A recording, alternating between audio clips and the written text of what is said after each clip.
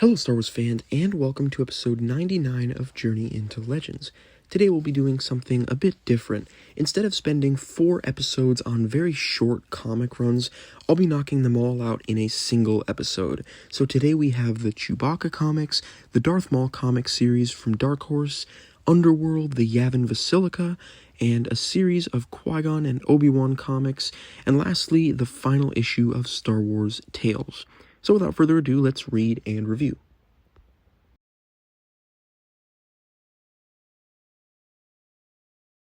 Starting off, we have the 4-issue comic series Chewbacca by Darko Makin, released in 2000. This one takes place shortly after Vector Prime, and it acts as a sort of memoir for the character of Chewbacca, with anecdotes from his family, friends like Luke, Leia, Lando, and Wedge, and even one from a Trandoshan slaver that crossed paths with Chewie. We also got to see some of Han's time in the Empire, which we didn't even see in either of his book trilogies, which was great. There were a few moments I wasn't a huge fan of. I thought Lando's was pretty dumb, but for the most part, this was a really fun and really wholesome tribute to Chewbacca's character.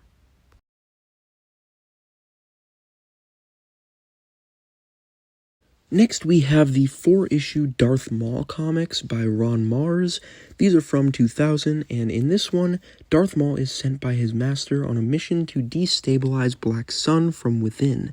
And this comic run is just pure action and Darth Maul badassery as he goes around killing all the different Vigos and eventually the leader of Black Sun. Darth Maul is also gifted his Sith infiltrator in this series, which was great. Overall, this story didn't offer much depth, but it didn't really have to. This was only ever meant to be an epic little story about Darth Maul, and that's exactly what it is, so I ended up really enjoying it.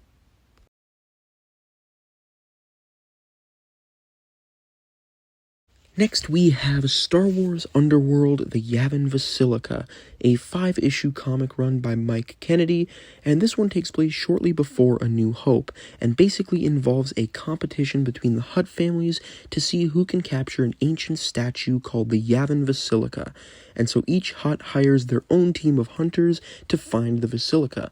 There were a few things that I found fun, mainly all the different bounty hunters and other characters that showed up, such as Bossk, Dengar, Boba Fett, and even Greedo.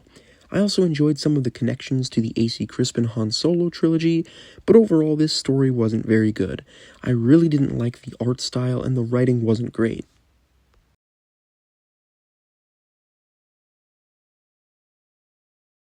Next, we have the first of 2 Qui-Gon and Obi-Wan series. This one is 3 issues long. It's written by Ryder Wyndham and is called Last Stand on Ord Mantell.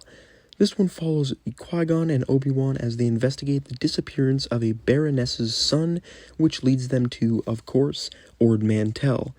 Overall, this one was pretty boring and forgettable. However, there were a few decent elements, such as Taxer Sundown and his soldiers masquerading as Jedi, and Qui-Gon killing the Baroness, who turned out to be the main villain.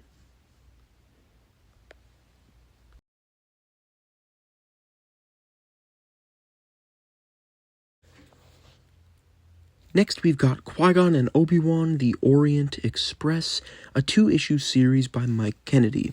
And in this one, Qui-Gon and Obi-Wan investigate a luxury liner that is losing altitude and is set to get crushed in the planet's atmosphere, and they're trying to find out who sabotaged the ship.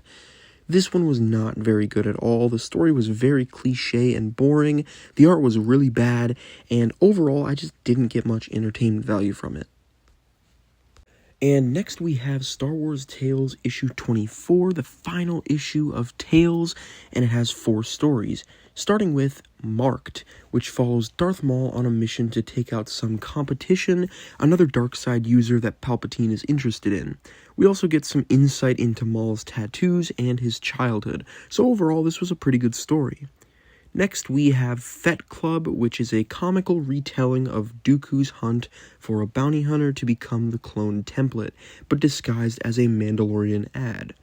This one wasn't great, just another dumb, non-canon story. Anyways, next we have Unseen, Unheard, which explores the backstory of Visas Mar from KOTOR 2, including the death of her planet at the hands of Darth Nihilus, and her becoming his apprentice. Overall, even though I haven't played KOTOR 2 yet, and thus have no prior knowledge about these characters, I still really enjoyed this story. The art was fantastic, the story was good, and it's just awesome to see Nihilus in a comic. Our last story is Nomad, Chapter 4, in which we finally see the confrontation between Darka Nil and Lycan. We also get the full backstory of Darka's crusade, including the loss of his son at the hands of Lycan. This was definitely one of the better parts, as Lycan was a fun character, and the action was pretty good.